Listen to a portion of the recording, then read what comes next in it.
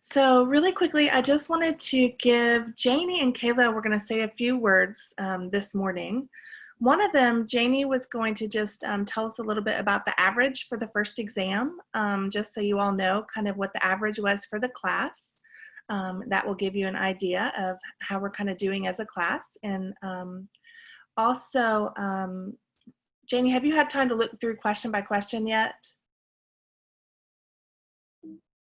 I can pull it up and quickly, I can quickly go through that. Okay. But yeah, I do see if there's, okay. Yeah, so you just give them a quick, oh no, for some reason Erica's sound isn't working. Okay.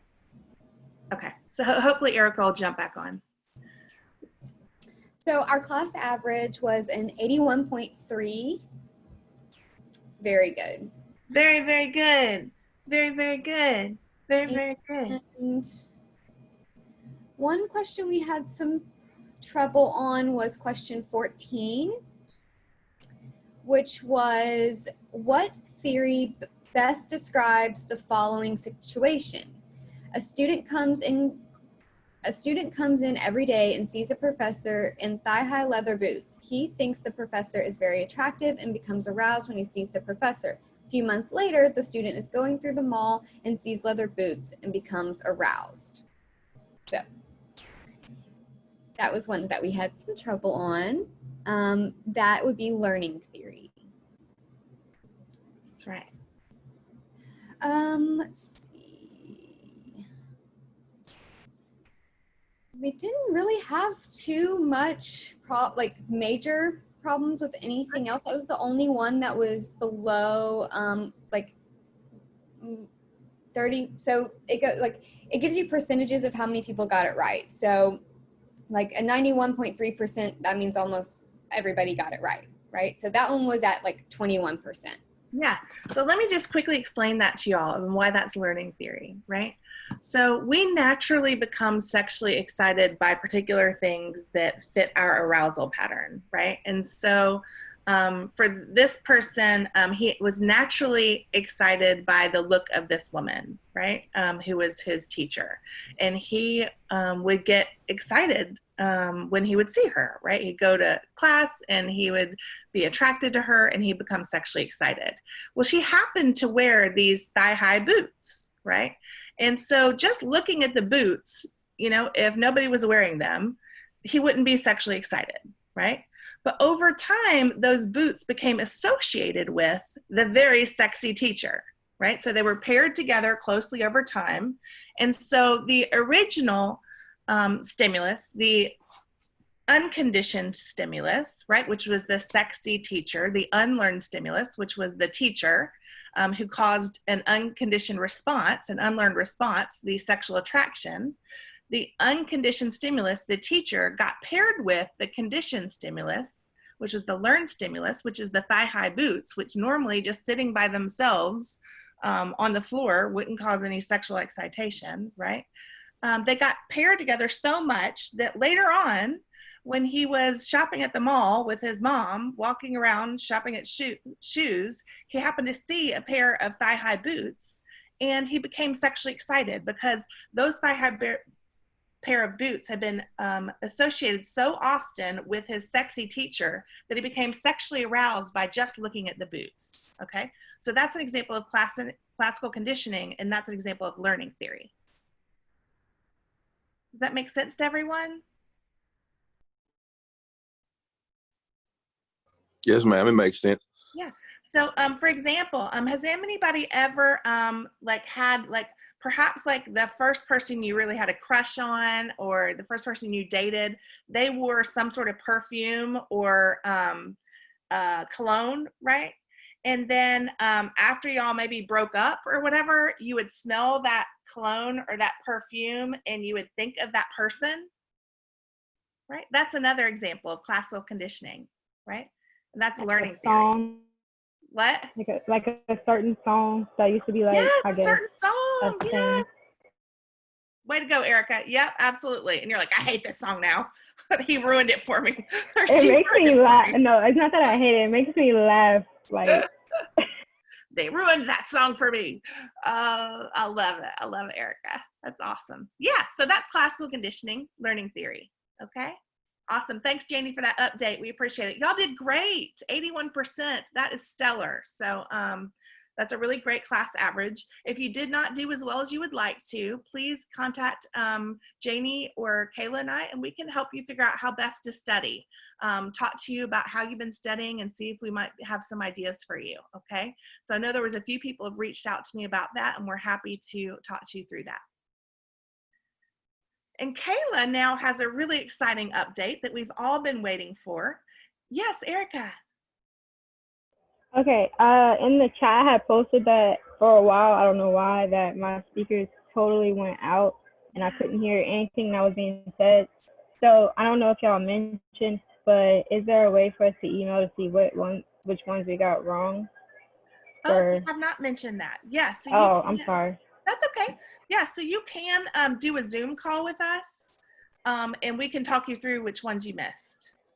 Okay. Now that all the attempts are in. Okay.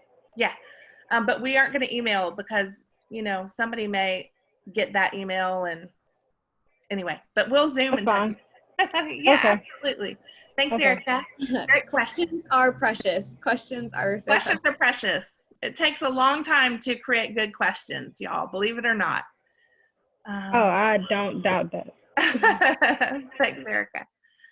Okay, Kayla is going to tell us, we've all been waiting. At the very beginning of class, we sent out a survey to you to ask you about your thoughts and attitudes about some different sexual behaviors, as well as your own sexual experiences. And we told you this was a completely anonymous survey, and we really were doing it to try to capture our own class culture. And so Kayla's going to share with us today about our own class culture. So I'm really excited to get this update. She's going to go ahead and share with us.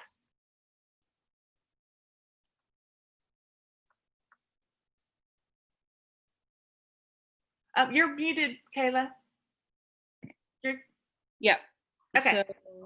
So just a reminder, this was about like our norms, what we believe as far as like sexual orientation, sexual practices, what behaviors we partake in. And this was sort of scored on a 1 to 4, strongly disapprove to strongly approve. I'm basically just going to break down the percentages for each one of these questions. And I will point out just a few things that I thought was pretty interesting. And then, you know, you guys can just give us your feedback. What do you think? Are you surprised by some of these? Are you not? I think you'll find some of them pretty interesting. So first off, we have the premarital sex when the couple is officially engaged. We had 7% strongly disapprove of this, 23% somewhat approve, and then 70% strongly approve. And then we start to see a little bit of difference when we get to premarital sex when the couple is in love. We have about 8% who strongly disapprove, 8% somewhat disapprove, or somewhat disapprove, yeah.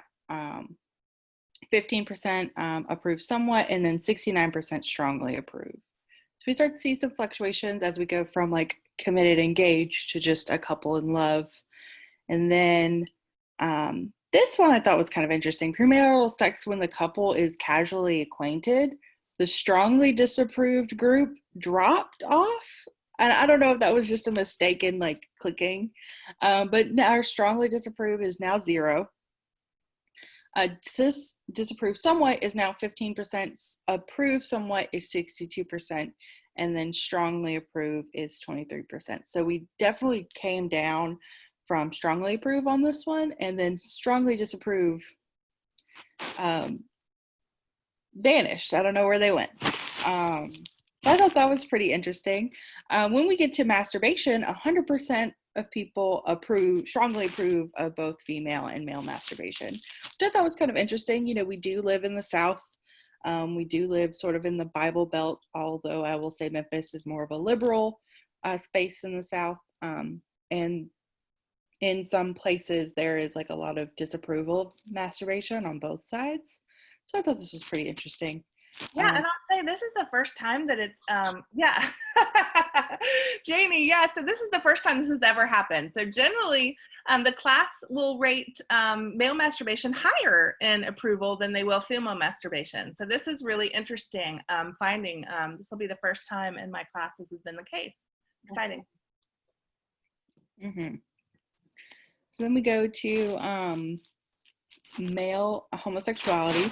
We had 0% strongly disapprove, 8% somewhat disapprove, 15% somewhat approve, and then 77% strongly approve, which I don't find this very surprising that it's kind of all over the place. Again, we live in the South with a relatively conservative orientation. So that sort of made sense to me. But what I did find surprising was that female homosexuality was at the same approval rate. So typically, because it's fetishized, people are more approving of like female homosexuality. But no, it's the same for male homosexuality and female homosexuality as far as approvals.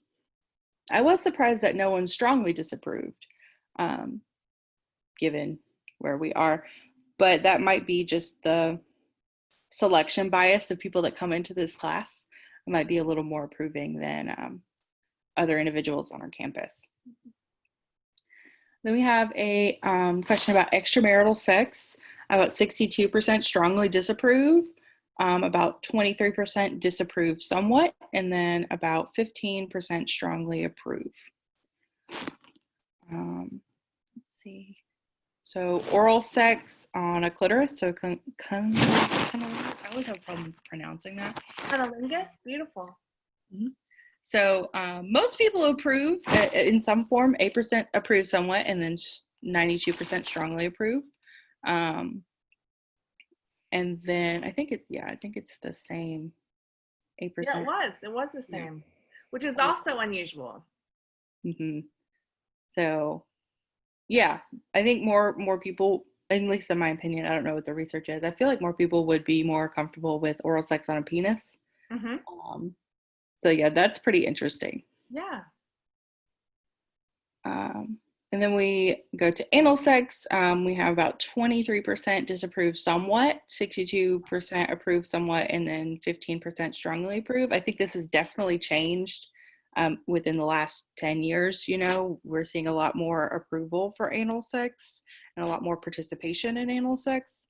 So that kind of makes sense that most people would approve in some form.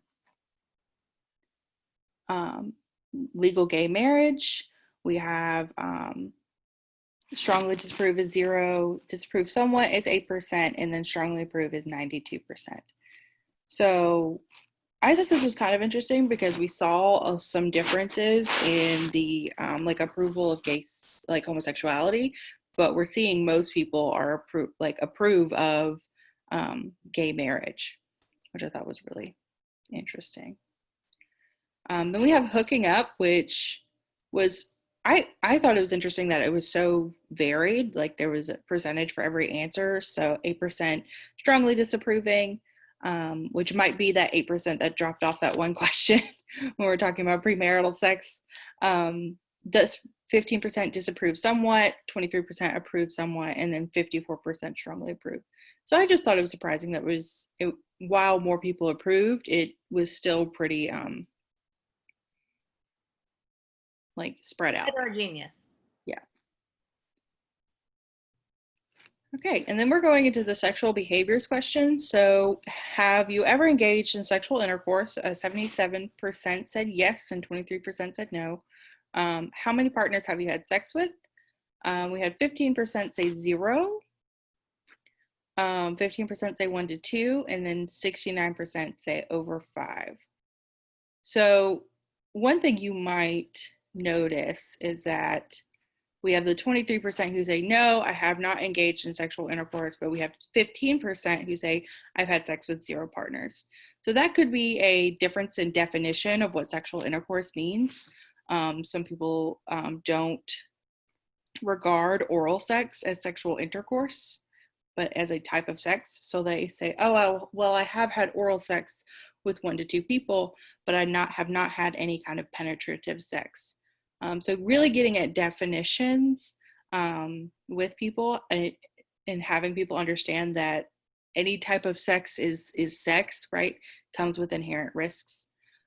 So I think we're seeing that difference because of difference in definitions. So I like that slide too, Kayla, because I think a lot of times people, the way that college is portrayed in the media, right, is that everybody's having sex and a lot of it, right? Mm-hmm. And so this is really common in my class. About 20% of students generally have not had sexual intercourse. And so I think it's really important to note that that's a great choice, right? And for some people, that's their choice, and that's I really just want to point out that this is the case, because I think that we oftentimes in the media and in our casual discourse with peers, there's an assumption that college students are all having sex, when that's just not the case. Absolutely. And then we go into the question of at what age did you begin masturbating? Again, sort of spread across the board. 8% ages 3 to 5, 23% ages 6 to 10, and 11 to 14. 38% were over the age of 14, and then 8% have never masturbated. And I think this slide is important for anyone who plans on being a parent or is a parent. Yes. Just really recognizing your kids might either like start participating in self-soothing at a very young age, or might start masturbating at what we as a society would consider a young age. So really being able to have conversations with your children around things like this, things like body autonomy and like non-shaming, right, is super important. Absolutely. Okay, and then we're going into the oral sex. So have you ever engaged in fellatio? 62% have said yes, and 38% have said no. Have you ever engaged in cunnilingus? 77% said yes, and 23% no. I don't have anything really to add on that one. Have you ever engaged in anal sex? 54% yes, 46% no. So that kind of goes with the amount of approval, I think, for anal sex. It seems like majority of people have participated in anal sex at some point. Yes, and in fact, if we look at the increased consumption of pornography over time, it matches up really it's highly correlated with the number of people who've engaged in anal sex. And so there's a huge increase over the last 20 years since the really ubiquitous nature of the internet, and people reporting that they're engaging in more anal sex. I think I've talked to y'all before, but I'm just going to add this comment here, that anal sex is the riskiest type of sex because the mucosa, the inner lining of our anal canal, is really thin and it doesn't lubricate itself very well. And so it's super important if you're having anal sex to use protection and a thick condom, not a thin like condom, but a more thick condom, and to use a really great lubricant. Silicone lubricants work great, or a really good water-based lubricant. But you're going to want to make sure you use a lubricant and stay lubricated for anal sex because of the mucosa's tendency to tear. It's really sad that the porn industry has not really helped us in teaching people the importance of using protection and lubrication, so that we're having middle schoolers end up with traumas in their anal canal because people are engaging in anal sex in a way that's really risky and traumatic. Mm-hmm. Absolutely. So our next one, have you ever had sex with someone of the same sex? We had 46% say yes, 53% say no. And then we go into the sexual identity, which we see 69% of our class identifies as heterosexual. So I thought that was kind of interesting because it's not exactly half, but almost half of our class indicated they had sex with someone who was the same sex, but their identity, they identified as heterosexual. So I thought that was pretty interesting. We then have 15% identifying as bisexual, 8% identifying as gay, lesbian, or queer, and then another 8% identifying as undecided or questioning. So I think that's really important to identify, especially if you're doing like survey creation and you're talking about sexual health. You have to have sexual behavior questions and also sexual identity questions, because some people might participate in a certain behavior that some might identify as like that's a homosexual or bisexual or whatever behavior, but they don't identify as that. So getting at behavioral questions is super important when we're doing any kind of research on like sexual health. Absolutely, Kayla. Absolutely. And the other thing I want to point out here is the importance of asking people and noticing that there's a good proportion of us, almost 10%, who are undecided and questioning, right? And that's fine too, right? And that this is a good time to be thinking about your own sexual identity, right? In this class, your own sexual orientation, romantic orientation, and we'll talk more about those in chapter 12 and 13. Thanks so much, Kayla. We appreciate that. We'd love to hear y'all's comments. Like, what are your thoughts from looking at our class culture survey? Oh, and before I say that, I also just want to point out, so if we assume that everybody in this class, 25 of us, all took this survey, not one of us is alone, right? And so I think that's also really important to let people know, because I think oftentimes when we think about sexual identity or sexual behaviors, we feel like we're the only one, right? And nobody really is like us. And from those numbers, you can just see that's not the case, right? None of us are alone. And so I also like to point that out always. So let's hear some comments. I invite you in to comment with us.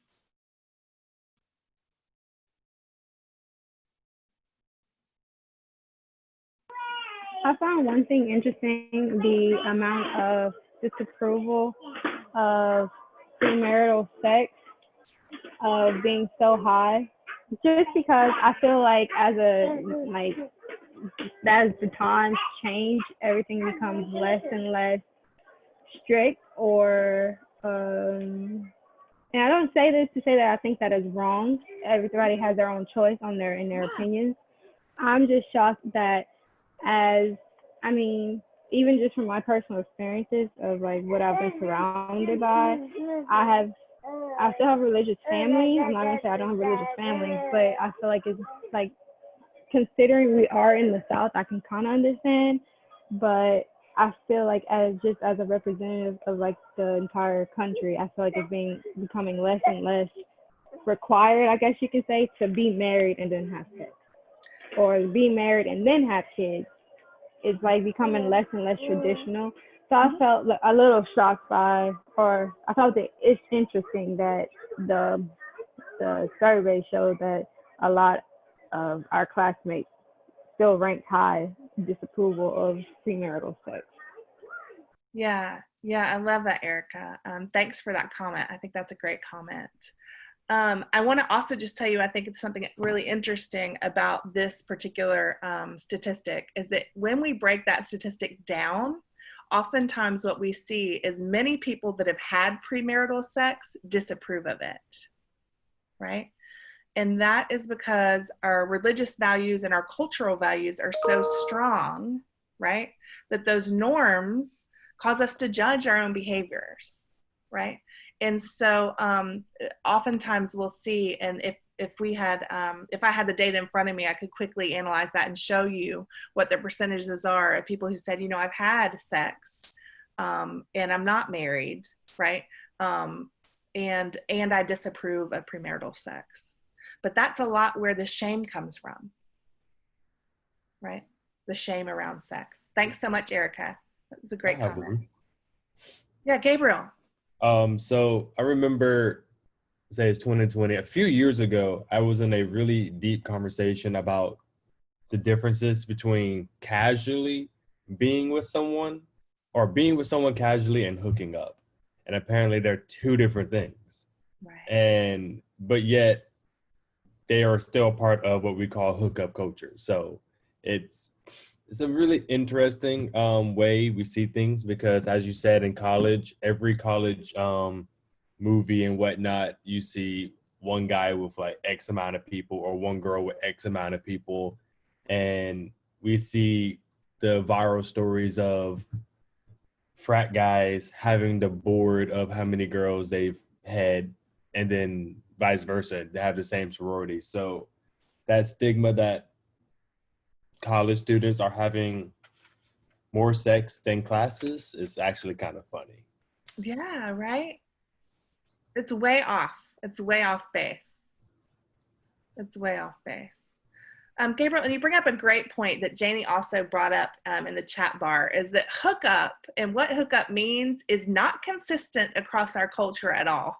When we teach the ACAD classes and we're doing sexual assault prevention education with them, and we ask them to define hookup, the definition of hookup is all across the board, right?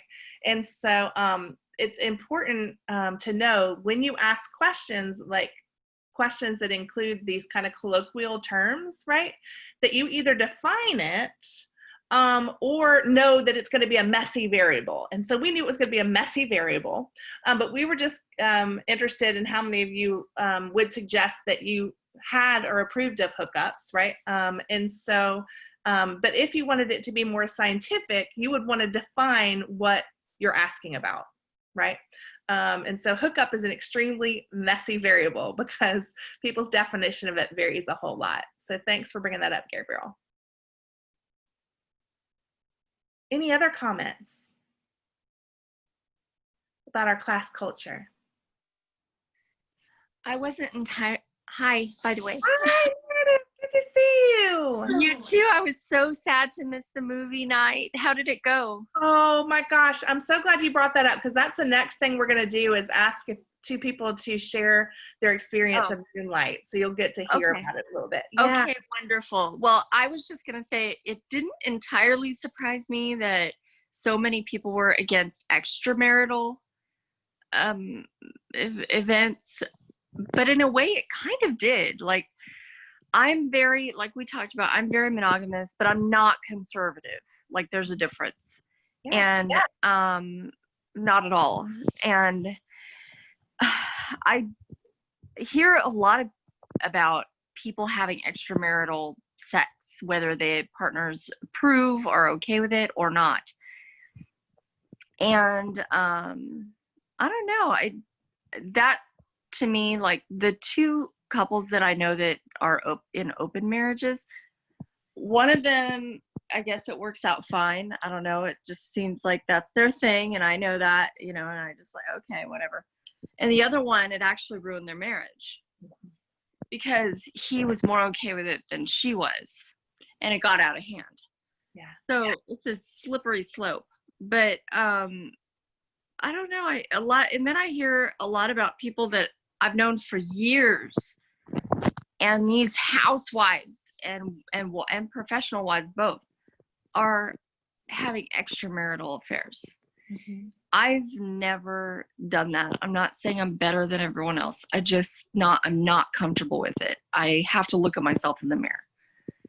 And it surprises me how much that actually happens. So when I see anyone say, yeah, that's okay, I wonder why is it okay to lie about that? Because it's something that you could bring STDs home. And my sister's first husband was traveling, and she found out he was having an affair and left him because she was terrified of STDs, rightly so. He ended up catching stuff.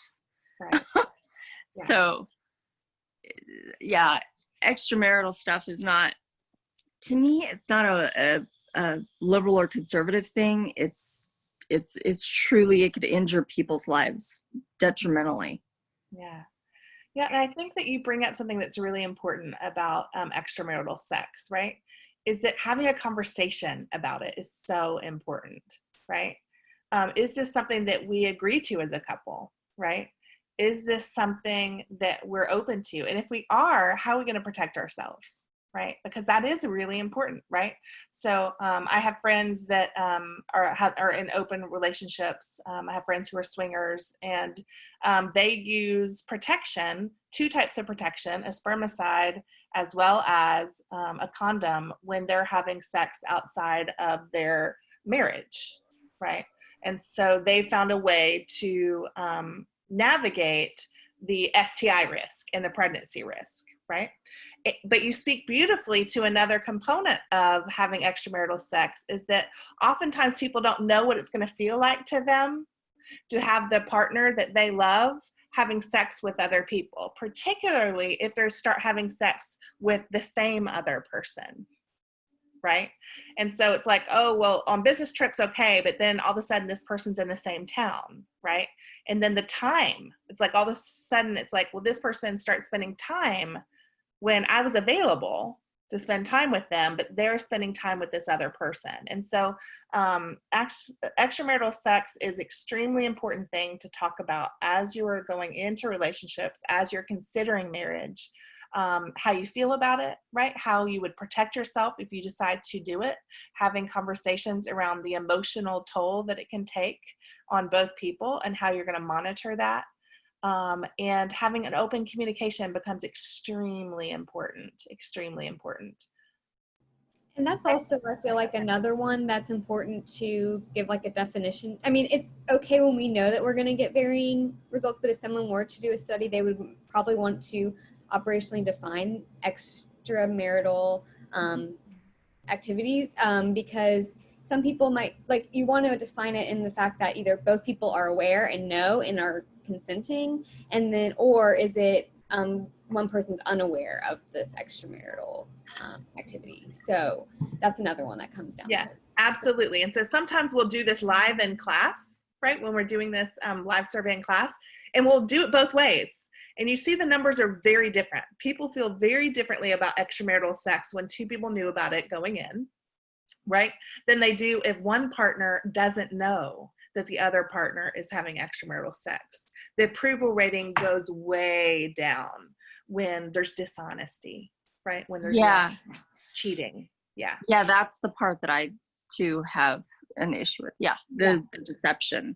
Yeah. So that approval rating goes way down in the deception, because then you're ruining that person's trust in other human beings. And that is a very high price. Yeah, excellent. Thanks, Meredith. Thanks, Jamie. Could I say something? Yes, please, Karen. That's why I had a difficult time answering that question, because it was not clear whether there was an agreement ahead of time. But also, if someone's marriage partner is in a mental institution or mentally incapable or physically incapable of being that sexual partner, to me, if it's a mental situation, then how are you going to have agreement if they're in a mental institution and the marriage partner is left at home? What are they going to do? So if you think about all of these different situations, it makes it a lot more challenging to answer. And just to say, well, I don't approve of anybody having extramarital sex, it would help to have some understanding of why that person is having extramarital sex. Yeah, I love that. I love that. So we oftentimes in the class will break it down into like 4 or 5 questions because it is very complicated. Right? It's very complicated. Very complicated. It's very complicated. And what type of sex, right? Am I okay with my partner kissing somebody? Am I okay with my partner having oral sex with them and non-penetrative sex? I don't want them having vaginal sex or anal sex with anyone else. So it's very, very complicated. And so oftentimes in class, to teach people the importance of well defining your questions, right? We'll go through many different renditions and breaking down this question into lots of different sub-questions. Mm-hmm. And so absolutely, Karen, it's very complex. Thanks so much for pointing that out for us.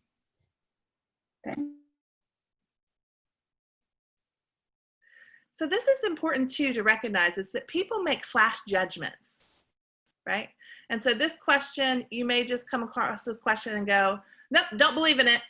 right? But then Karen brings up this issue of like, well, what if you've been married to somebody for 20 years and they've been in a mental health institution and you only see them, twice a week at the institution. They aren't capable of engaging in intimacy. And so then how do you feel about it, right?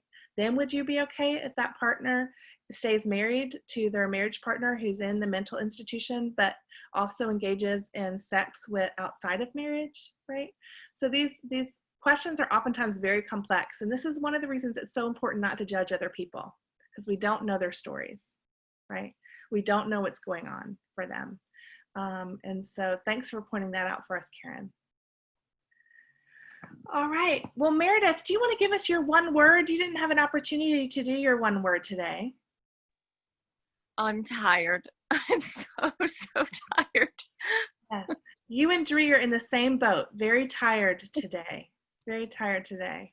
Yes, ma'am. But happy. Yeah. Okay. Well, Happy but tired. Yeah. Well, we are super glad y'all are here and to have you a part of our class. And we're glad we got to review this class culture with y'all. Does anybody else have any last minute comments that they wanted to throw in before we move on?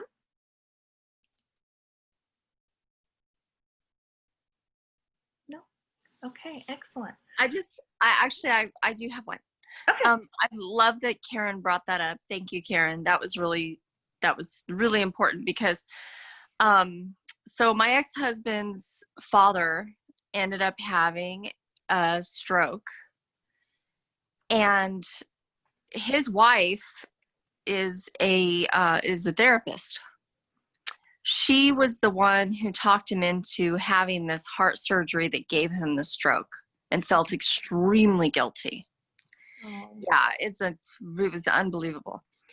So she stuck by him, and it was his stepmom. She stuck by him, but years went by, and of course he couldn't do anything. And he is the one, and he could only say one or two words at a time. And finally someone said, you have to start thinking about meeting someone else. And she didn't want to initially. It took her at least 5 years, at least. And finally she's like, I can't live like this, and they had a discussion, or he could only nod. He couldn't really talk, but they cried. And he said, yes, you should. You need to live. Yeah. So she met someone who's also a therapist. They're actually, by the way, sex therapists, relationship couple therapists over 60, I guess. And they ended up getting married, but she officially divorced, but kept taking care of him. She said, you take him with us, like he comes with me. Yeah. So they ended up taking care of him until his death. Oh. As a married couple. And he ended up talking better because of this new man. I know. Talk about superior people, like enlightened People. Yes. Oh my gosh, Meredith, thanks for sharing that. It was wonderful. Anyway, We all need some enlightened people in our lives. Just hearing that story, I know that does my heart good right now. Yeah. But so he could only say one or two words at a time, but because of this guy, they would go to the movies and kind of talk and sometimes inappropriate. He started laughing again and saying more words, and the guy, the new husband, became his best friend. So it's just a beautiful story all around, and I just wanted to share that. Thank you for sharing that. Oh my gosh, I think we're all better for that story. Thanks for sharing that with us. Love is complex. Love is very complex. Thank you so much. I want to quickly, because some people, Meredith wasn't able to be on the Moonlight call, and she had wanted to hear about people's reactions, and I kind of wanted to hear that. So I was wondering, some of us weren't able to be there this week. If one or two of you who were there for the movie could just share 2 sentences, and then we're going to get started on chapter 8. But if y'all would just share out with the group what that movie, kind of what you learned, the big takeaway that you're taking with you from that movie to change your life.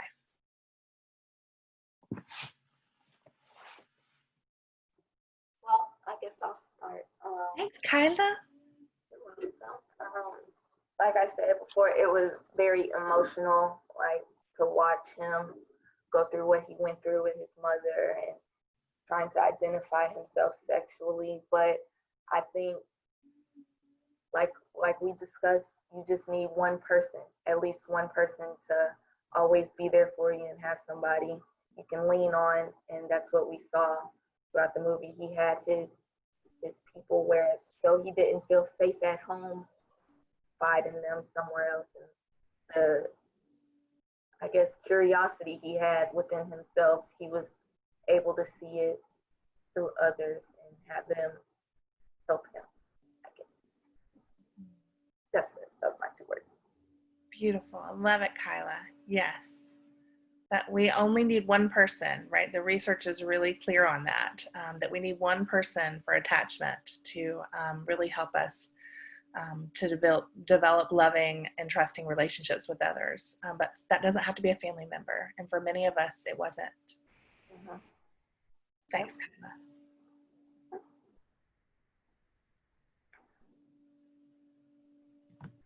I guess I'll go second. You already know I was sad on because of this movie on Saturday, but really just I would take away from it is to live in your truth. Like no matter what type of ridicule or judgment you have, like live in your truth and don't be afraid to open up and to talk to somebody. Mm-hmm. Absolutely. That's great. Living in your truth is so important. Yeah, so if you have not seen Moonlight, it is an amazing, amazing movie. Really so touching and so powerful. Do yourself a favor and take some time out at some point to watch it. It's not too late for this class either. I'm going to open up the extra credit opportunities since this class is so fast. I'm going to let you continue to turn in extra credit opportunities from the first unit during the second unit and the second unit for the third unit. That's something that Janie and I can do too. I know some of you have gotten an opportunity to do some extra credit things, but haven't had an opportunity to write them up because of the article assignment and other classes that you're taking. So we're gonna open up that frame for you to be able to turn in extra credit from any of the units until the end of class. So Janie, will you add that to our email for this week? That would be really helpful for today. Yeah, Kyla. Just a quick question. I didn't remember if I heard this wrong, but when we watch, were we supposed to write something after watching Moonlight? If you watched it with me, you don't have to. If you're going to watch it on your own, write a 2-paragraph reflection because we did that discussion together and that counts as your writing time. So if you met with me and you discussed it all together as a group, then you don't have to do that part. But if you're going to watch it on your own, make sure you write your 2-paragraph reflection. Great question. One more. Yeah. I just remembered I didn't come, I missed the Zoom meeting last Wednesday. Yeah. And I also remembered, like just now, that I didn't do the makeup discussion. It's not too late. It's not too late. Go ahead and do that. And Kayla, Janie, if we can also include that in there just to tell them also it's not too late to do missed discussion boards to get those done, that would be lovely. And Janie, for some reason in our syllabus, we have a mistake. You can get 7 extra credit points to get 2% added to your final grade. It's not 5 because we changed the numbers. And so I thought we had changed that, but somebody brought, Kyla, was it you or was it Erica? Somebody brought that to my attention recently, and I want to make sure we change that. I think it was KK. It was KK. I see it. Thanks, KK. Okay, Naz, did I get your word for today? Yes, it was optimistic. Optimistic. Okay, good. All of a sudden, I was looking at your name and I was like, oh my gosh, I can't remember what Naz's word was. Optimistic. How could I forget? I need some of that love. Okay, Janie's going to go ahead and pull up our discussion board for today. This chapter 8 is about sexual arousal. And one of the things that you'll learn a little bit more detail about is about Masters and Johnson. This is a great opportunity for you to do some of your own research about Masters and Johnson, 2 physicians that helped us to do research on this sexual arousal cycle in males and females. And so really interesting work that they did where they invited people to have sex in their research lab And then we're able to study using different instruments, whether the penis became engorged with blood and was excited, whether the vagina became lubricated and engorged with blood. And so really exciting research that they helped us to understand the sexual response cycle. One of the limitations of their studies, though, is that they excluded anyone who did not orgasm. And we know that lots of people don't have orgasms. And so it can't be generalized, their findings, to people who don't have orgasms. So here are some of the questions for today. I really love one of the thinking questions that I wanted to talk about quickly with you all is this second round of thinking questions.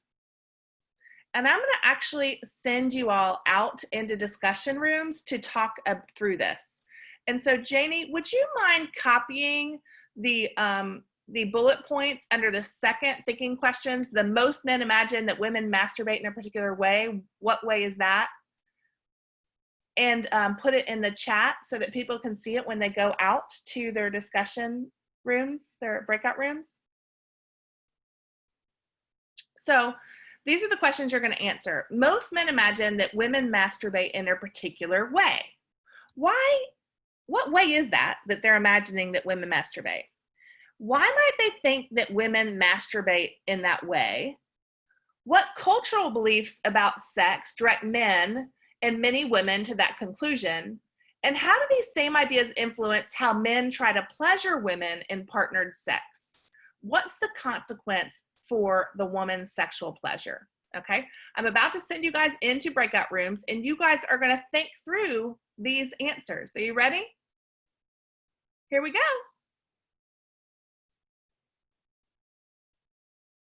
Yeah, we got there. We were finishing the last question, but we kind of got it. Okay. So what do you think most men imagine that women masturbate in a particular way? What way do you think that is? What do you think that men think about how women masturbate? Gabriel, you unmuted yourself. That means you're ready. I think this is like the male question. So I think we picture women when they masturbate as quiet, nice and gentle, etc. Okay. Like there's no like really no noise. It's like I don't know how to explain it, like a whisper type of noise. Okay. Like there's no expression whatsoever. Okay. So quiet. Okay. Okay. All right. Anybody else have any ideas about how men think that women masturbate? I'll go ahead. Just in their beds, on their backs, legs spread it. You know, like he said, quiet setting. So. Quiet setting. Okay. All right. Good.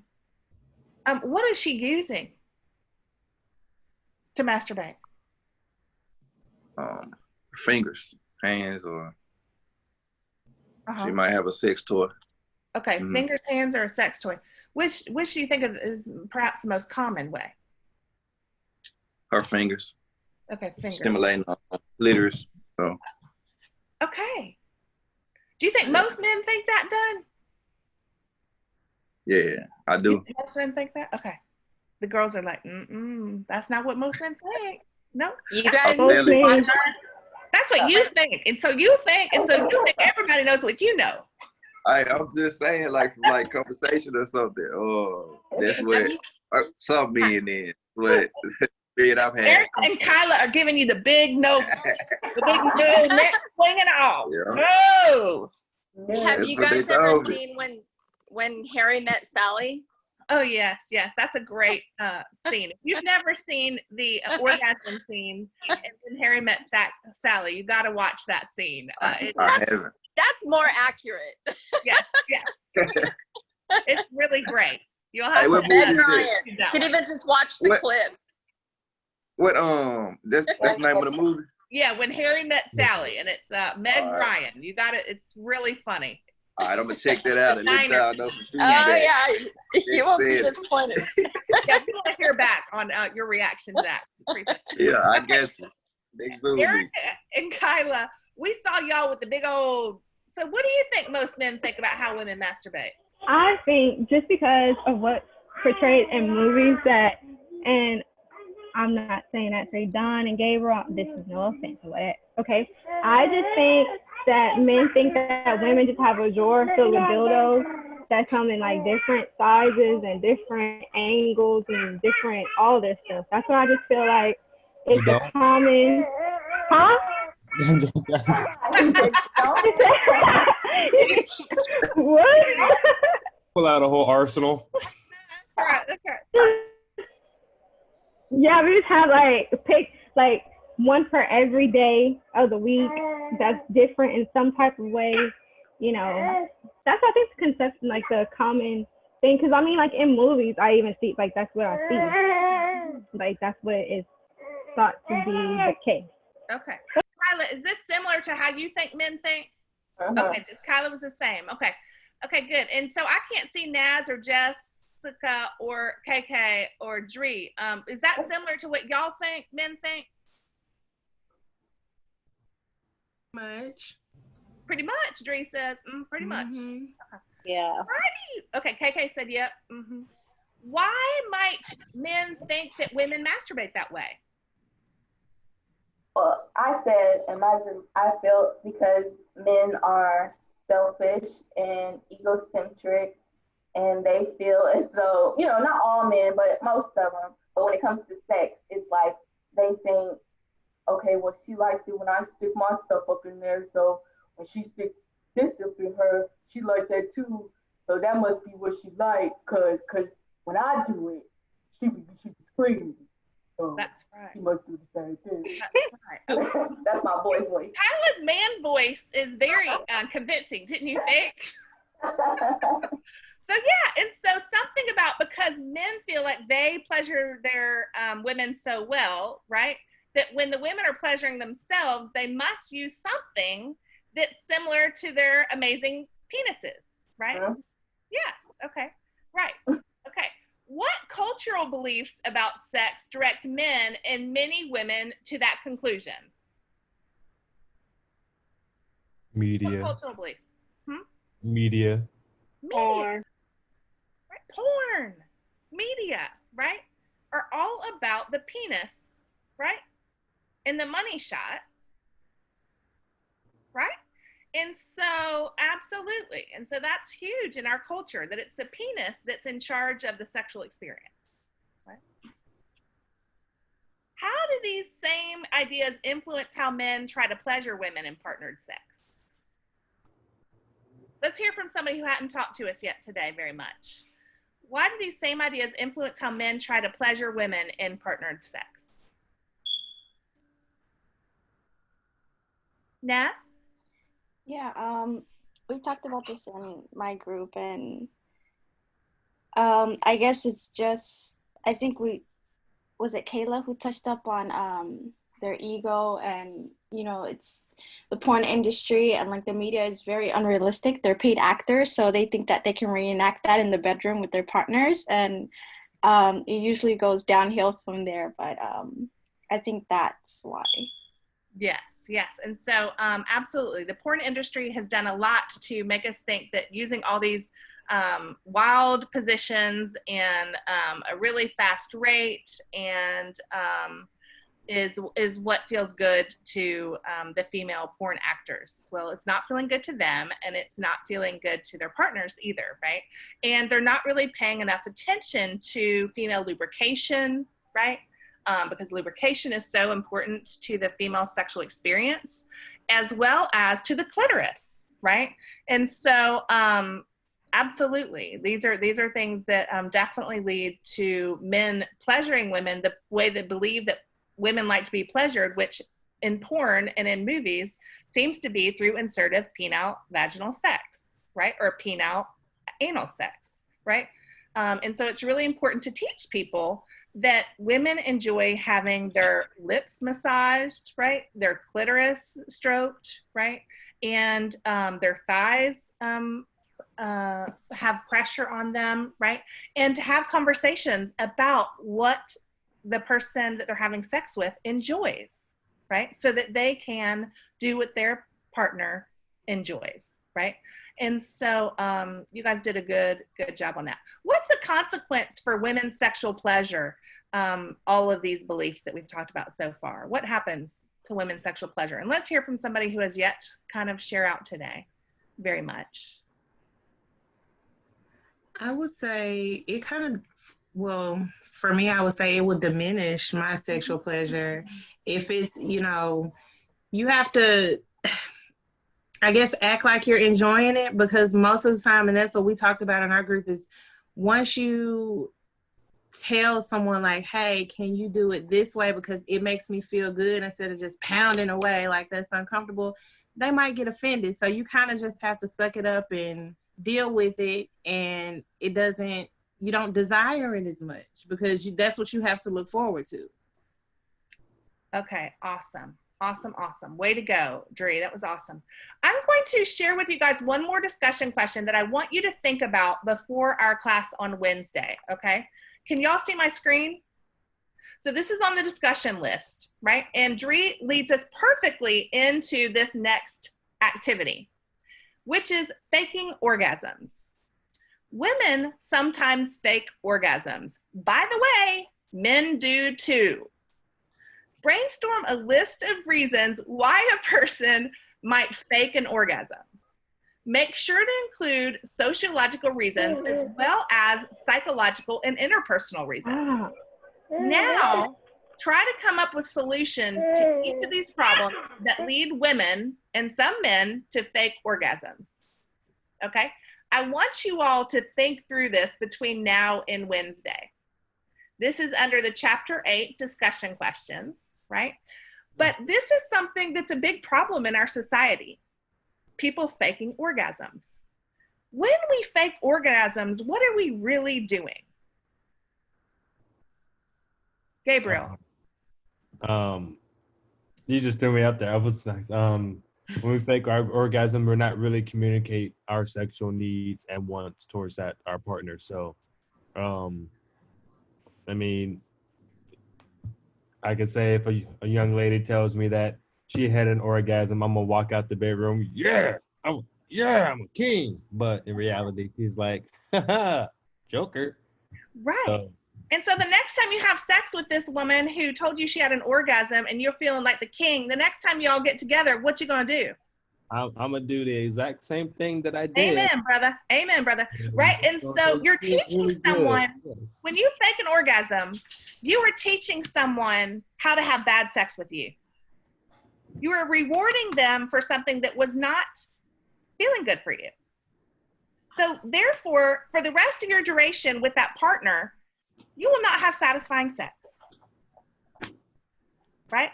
So it's super important not to fake orgasms and to have responsibility for your own sexual pleasure, right? To be able to have conversations about what feels good, redirect hands, redirect with words, right? To have important conversations about what excites you, right? And that can be sexy and fun. But it's really important not to fake orgasms because you're rewarding people for behavior that you're not enjoying. Where's my thing? Yeah, I kind of like, I used to think, this was a while ago, well, not a while ago, honestly, quite recently, last year. Sorry, it might be TMI, but I used to think I was broken, like because of the person I was in a relationship with, and I just never got there. And yes, I faked it multiple times, but I thought like some things were pleasurable, so like I don't know, but I thought I couldn't come, I guess, to put it like that. I didn't think I could orgasm or anything till I met like someone else, and then it happened, and I didn't expect it to. But I really grew up thinking for like the past 21 years that I was broken. Like no, nothing could happen to me. I couldn't do it unless it was myself. Right. But it's not me, it's them. Right. So Kyla, thank you for sharing. Everybody give Kyla a big round of applause there, right? That's really important, right? And so in fact, many people that have vaginas cannot orgasm without some sort of clitoral stimulation, right? Insertive vaginal intercourse will not cause a lot of people who have vaginas to have an orgasm. It has to be a combination, right? And unfortunately, in porn, which is how most people are learning to have sex, they're showing people having amazing, life-blowing orgasms with really hard, fast, insertive vaginal or anal intercourse by itself. And that is not how most women successfully come to orgasm. Most people with vaginas, excuse me. Okay. And so that's really important to recognize. Okay. So never fake an orgasm. We hear by oath that we will never fake an orgasm again. We will teach people how to pleasure us, right? And take responsibility for our own sexual pleasure. Okay. It's really important, right? We are responsible for our own sexual pleasure. And so asking for what we need, teaching people what we enjoy is really important. So make sure that you brainstorm this list if you get some time in the next 2 days, because that's where we're going to start class next time, because I want to make sure we talk about this, because it's really important that we stop people from faking orgasms. We are on a mission. Y'all, it's as always lovely to spend time with you. I feel better than when I started. You're always good for my soul. And I hope that you all have a good day. And Dunn will be thinking about you. We know this morning started off difficult for you. I do want to tell y'all, while we've been in class, something very exciting has happened for our country. The Supreme Court ruled that federal civil rights laws protect LGBTQ workers. And so this is a huge win for protecting LGBTQ workers while we've been in class today.